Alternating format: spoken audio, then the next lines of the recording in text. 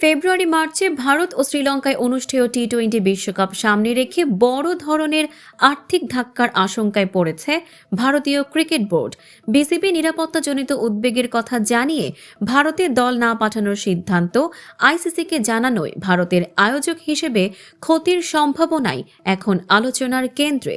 Group পর্বে বাংলাদেশের 4টি ম্যাচ হওয়ার কথা ছিল ভারতে, 3টি ম্যাচ কলকাতার ইডেন গার্ডেনে এবং একটি মুম্বাইয়ের ওয়াংখেড়ে স্টেডিয়ামে। ইডেন গার্ডেনে এক ম্যাচে বসতে পারেন প্রায় 63,000 দর্শক, আর ওয়াংখেড়েতে 33,000, অর্থাৎ 4 ম্যাচ মিলিয়ে প্রায় 2,22,000 টিকিটের বাজার ছিল বিসিসিআই এর সামনে। ইতোমধ্যে আইসিসি বিশ্বকাপের টিকিট বিক্রি শুরু করেছে। টিকিট বিক্রির তথ্য অনুযায়ী বাংলাদেশ ইতালি ম্যাচের সর্বনিম্ন দাম 100 রুপি, বাংলাদেশ ওয়েস্ট ইন্ডিজ ও বাংলাদেশ ইংল্যান্ড ম্যাচের টিকিট শুরু 300 রুপি থেকে এবং বাংলাদেশ নেপাল ম্যাচের টিকিটের সর্বনিম্ন মূল্য 250 রুপি।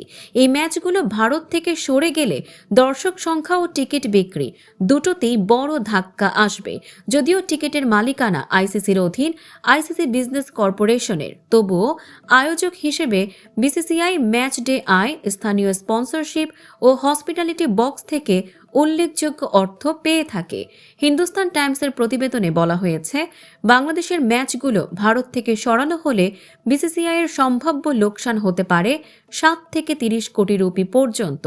বাংলাদেশের ম্যাচ অন্য ভেন্যুতে সরিয়ে নেওয়া হলে সেই জায়গায় বিকল্প ম্যাচ আয়োজন করা গেলেও দর্শক চাহিদা ও বাণিজ্যিক মূল্য যে সমান হবে না তা মানছেন সংশ্লিষ্টরা।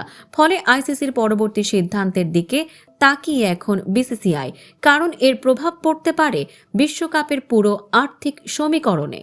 দর্শক, সাম্প্রতিক ও চমকপ্রদ সব খবর পেতে ফলো করুন আমাদের ফেসবুক পেজ CB24 টিভি এবং সাবস্ক্রাইব করুন ইউটিউব চ্যানেল CB24 অফিসিয়াল।